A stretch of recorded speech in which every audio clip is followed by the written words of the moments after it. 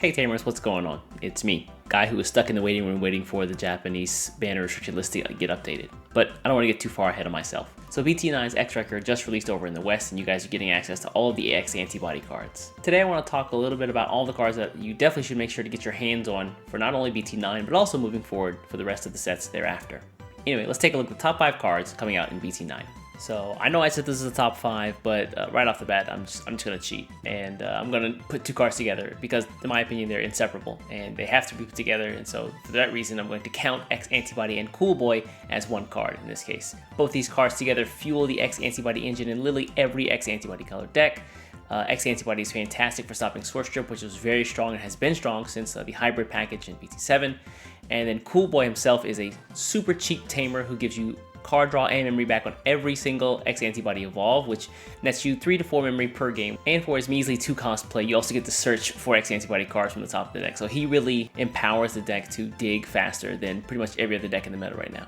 So the cards on this list are evaluated not for the set that they're currently released in, but also their usefulness in future sets. And this next card is a defensive card that is very powerful going forward for all of the black decks out there, and that's going to be 2 cost Congo. Congo's basically like a black ice wall, allowing you to stop opponents' Digimon from attacking who are below cost 7, and then at the same time your opponent cannot recover during the following turn, which means if you put an opponent at just within the kill zone and you're worried about them recovering, you drop a Congo in your turn, give them only 2 memory to work with unless they have a tamer out, and then they can't recover for that turn, so they're stuck where they are, and you can get the finishing shot next turn. So while Congo's fantastic for stopping basically anything level 5 and under from attacking, what that really means is that it also prevents your opponents from getting those cheeky hybrid kills where opponents will just tech in like 1 hybrid card in their deck just to get the finishing blow. Congo stops that entirely. And in a lot of cases, this card is just going to buy you an extra turn in case you need to get just a little bit more memory to make your finishing play. So if you've been playing the Digimon TCG for any amount of time, then you know that not all removal is created equal. Removing a Digimon, not so difficult. Removing a Tamer, though, is a bit tougher.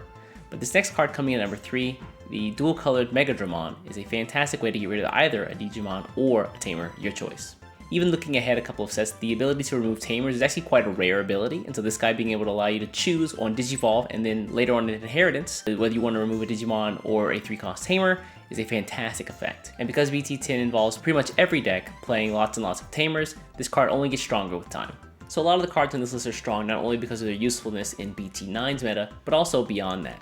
And this next card coming in at number 2, Sunrise Buster, is fantastic. It finds a home in control decks, as well as in the future is going to find a great home as a 4-of staple in Digicross decks. BT10's meta, as a quick sneak peek, is going to allow you to play Tamers who have the effect of allowing you to play Digimon once this Tamer is played as well. And Sunrise Buster allowing you to play a Tamer means that you can play a Tamer, you can play a Digimon, and you can remove something off your opponent's board by using the minus DP effect based on how many Tamers you have, all at the same time. And if you're looking to be competitive in the BT10 format, this is something you should definitely get a playset of before the price goes up. So in my opinion, the card coming in at number 1 is probably the best control card that has ever been printed in the game. And in my opinion, isn't really future-proofed. I'm looking at you, Japanese ban list that is going to be updated very, very soon this month. But anyway, coming in at number 1 is going to be Death Xmon, the secret rare for BT9.